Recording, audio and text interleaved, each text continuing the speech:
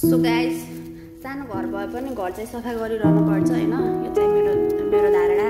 तर के सफा गर्ने भनेर पुरै खत्रोकै खेलाडीवाला सफा काम पनि किन हुन्न हो। यत्रो केटाकेटीलाई बाइ चान्स फङ आएर बस्यो भने एक ताकन्तीको कमी छैन।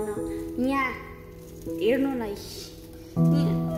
कति बेला गीतहरू बसिसकेकै छैन। यस्तो भयो मैले सफा गरेको नि अन्ली आई अन्डरस्ट्यान्ड।